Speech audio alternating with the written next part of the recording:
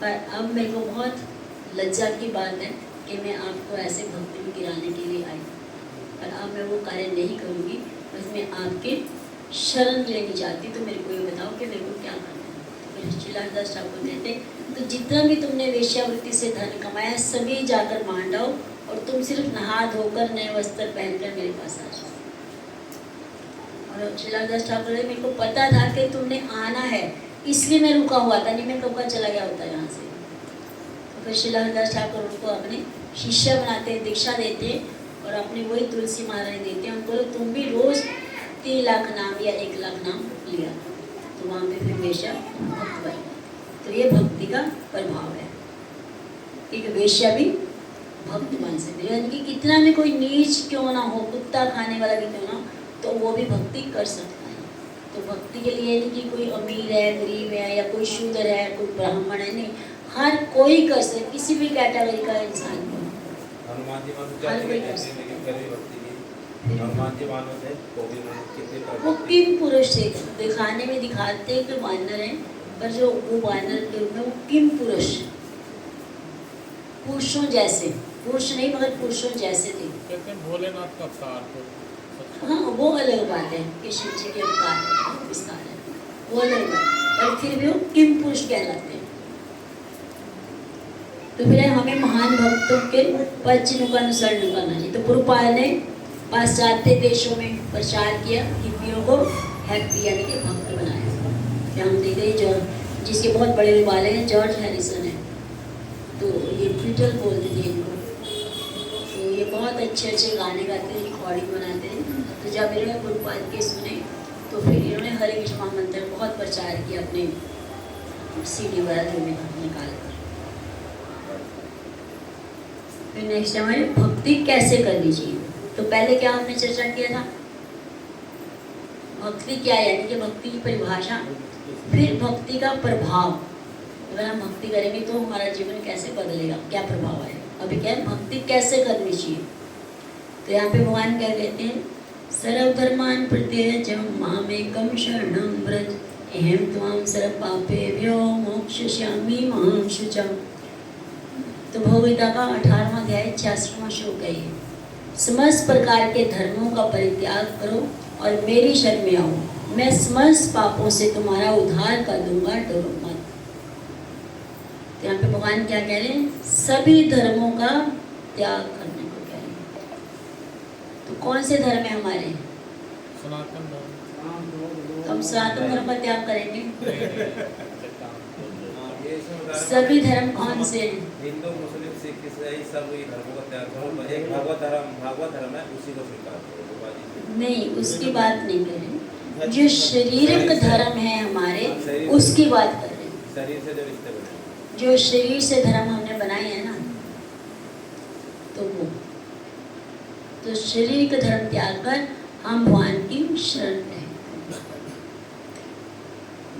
तो शरीर का धर्म क्या है, हमारी कुल रीतें हैं। घर में होता है ना, किसी घर में कुछ है कुल रीत, किसी घर में कुछ है, किसी घर में कोई होली माता मनाता है, कोई नवरात्रि मना रहा है, कोई करवा चौथ मना रहे हैं, कोई छठ पूजा कर रहे हैं, तो कोई होली मना रहे हैं, कोई राखी मना रहे हैं। ये क्या शरीर का धर्म है सारे। तो कहते हैं कुछ लौकिक त्यौहार होते हैं और कुछ आध्यात्मिक त्यौहार होते हैं और कुछ धार्मिक त्यौहार होते हैं। साल भर में हम कितने त्यौहार मनाते हैं, 3 तरह के त्यौहार मनाते हैं। तो लौकिक त्योहार कौन से, राखी,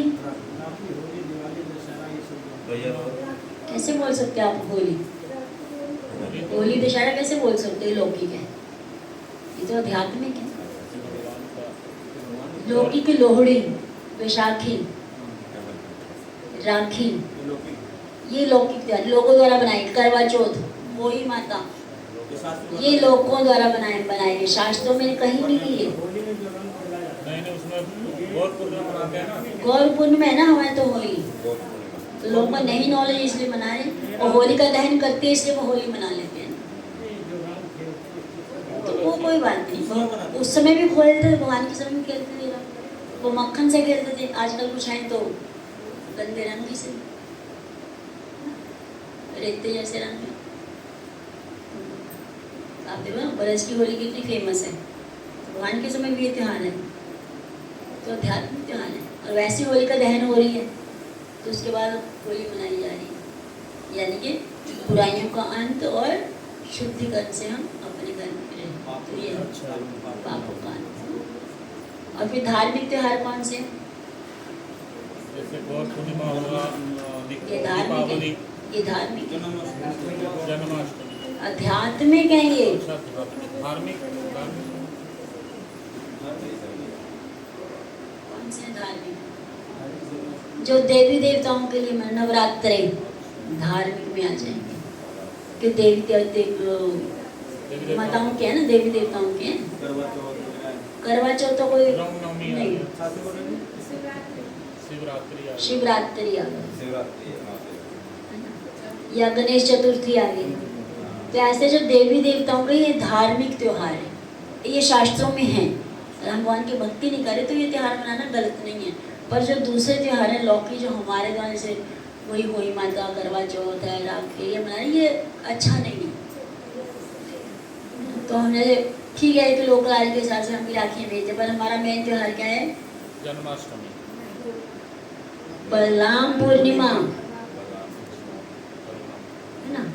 तो उस दिन राखी वाले दिन बलराम जी का जन्मदिन होता है और मंदिर में अभिषेक होता है बलराम जी का।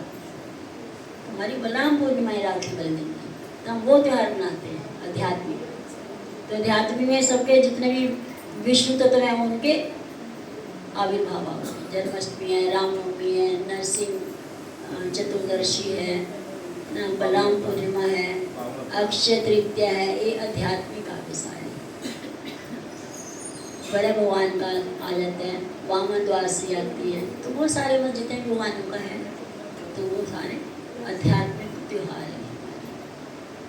तो ये कह रहे हैं भगवान कि आपको जो भौतिक शरीर से संबंधित हमारे धर्म है वो त्याग कर भगवान की शरण में आना चाहिए।